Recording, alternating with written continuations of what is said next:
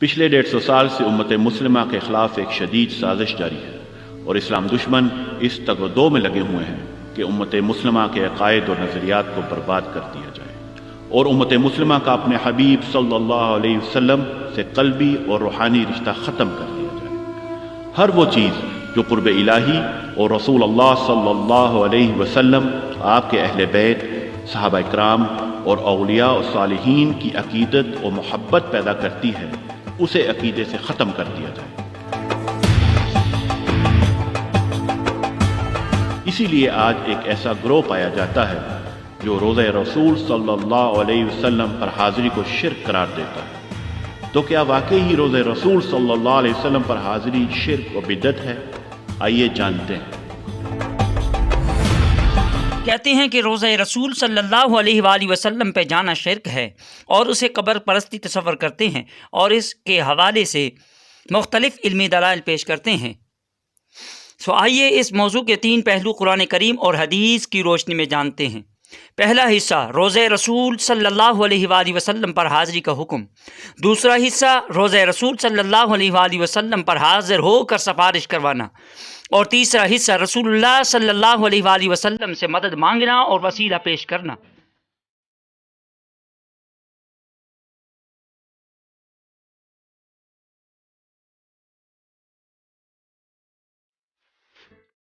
اس video میں ہم یہ واضح کرنا چاہتے ہیں کہ رسول اللہ صلی اللہ علیہ وآلہ وسلم کی بارگاہ میں حاضر ہو کر استغفار کرنے کا حکم قرآن کریم میں دیا گیا ہے، جیسا اللہ تعالیٰ نے ہمیں حکم دیا ہے کہ یا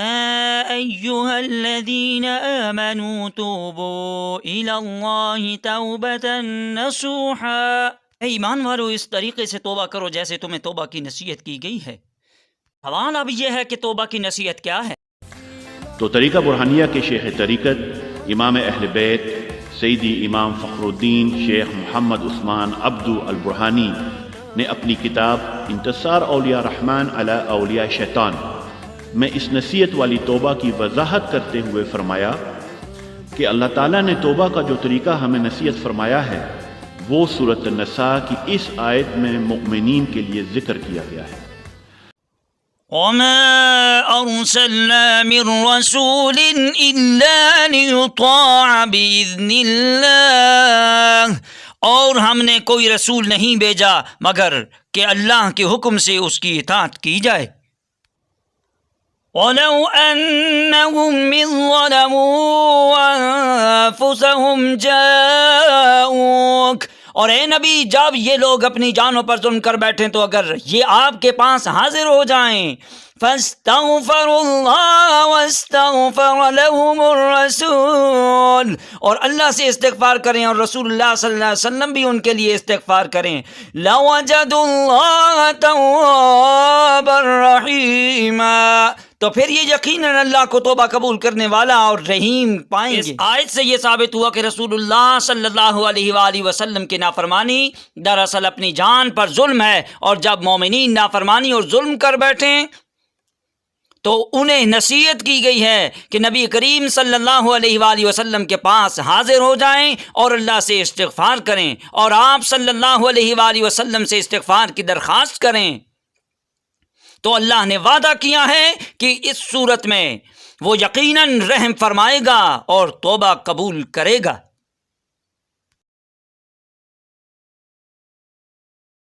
میری بخشش اب شیطان اور اس کے اسلام دشمن ساتھی ہرگز نہیں چاہتے کہ مومن توبہ کر کے اللہ کی طرف لوٹ آئے، سو اسلام دشمنوں نے دانستہ طور پر اس آیت کا مفہوم بدل ڈالا اور ایک دلیل یہ بیان کی کہ یہ آیت تو دراصل منافقین کے لیے ہے، لیکن سیدی امام فخر الدین فرماتے ہیں کہ منافقین کے حوالے سے تو اللہ سبحانہ تعالی نبی کریم صلی اللہ علیہ وآلہ وسلم کو واضح طور پر تنبیہ فرما دی۔ آپ صلی اللہ علیہ وآلہ وسلم منافقوں کے لیے جتنا بھی استغفار کریں اللہ کبھی بھی قبول نہیں کرے گا، جیسے سورۃ المنافقون میں فرمایا ہے کہ سواء علیہم استغفرت لهم ام لم تستغفر لهم، ان منافقین کے لیے ایک ہی بات ہے کہ آپ ان کے لیے استغفار کریں یا نہ کریں، لن یغفر اللہ لهم، اللہ ان کو ہرگز نہیں بخشے گا۔ ان اللہ لا یہدی القوم الفاسقین، بے شک اللہ فاسق قوم کو کبھی ہدایت نہیں دیتا۔ میری بخشش وسیلہ محمد دانا۔ اسی طرح سورۃ توبہ میں جو بعد میں نازل ہوئی دوبارہ فرمایا، استغفر لهم او لا تستغفر لهم، اے نبی آپ منافقوں کے لیے استغفار کریں یا نہ کریں،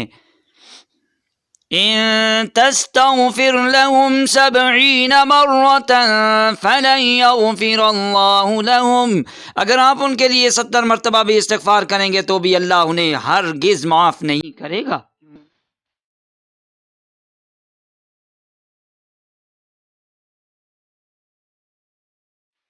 لہذا ان دو آیات سے یہ واضح طور پر ثابت ہے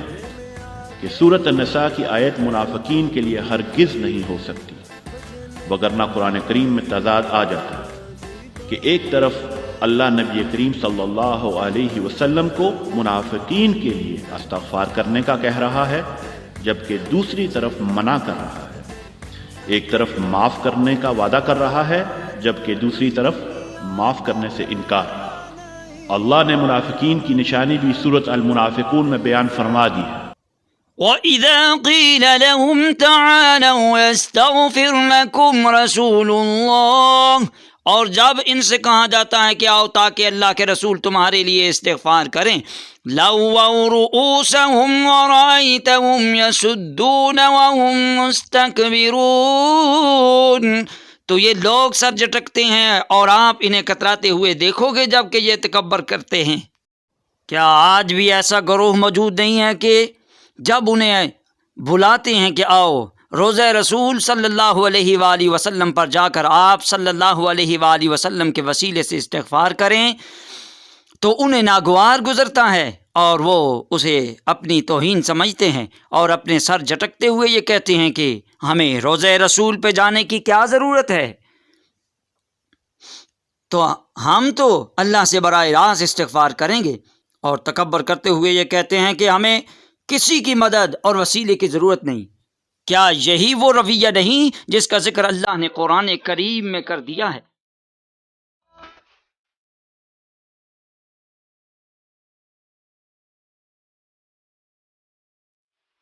اسی طرح مشرکین کے لیے بھی استغفار کرنے سے اللہ سبحانہ و تعالی نے منع فرما دیا۔ ما كان للنبي والذين آمنوا أن يستغفروا للمشركين، نبی کریم صلی اللہ علیہ وآلہ وسلم اور ایمان والوں کو زیب نہیں دیتا کہ وہ مشرکوں کے لیے استغفار کریں۔ اس کے برعکس اللہ سبحانہ و تعالی نے رسول اللہ صلی اللہ علیہ وآلہ وسلم کو مومنین کے لیے استغفار کا حکم دیا ہے۔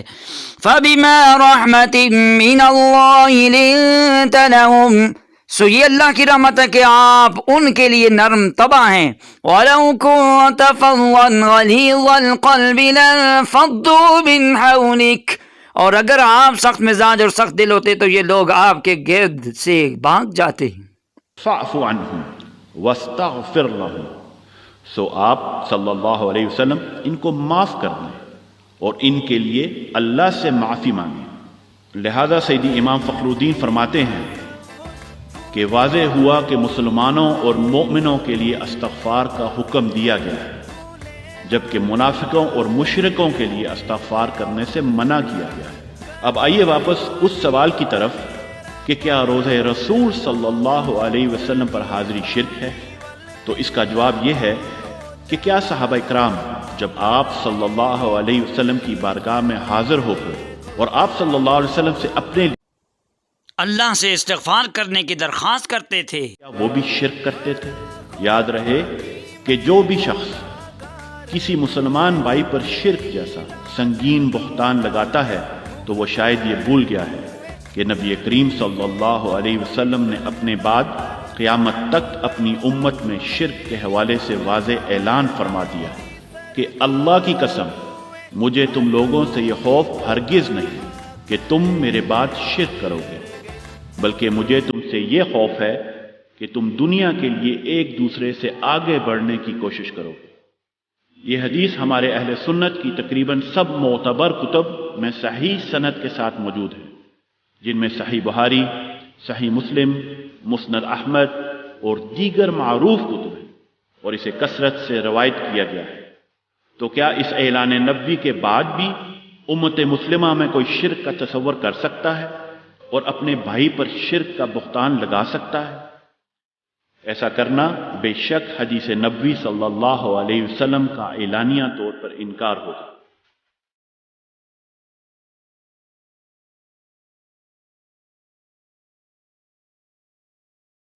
تو یہ آیت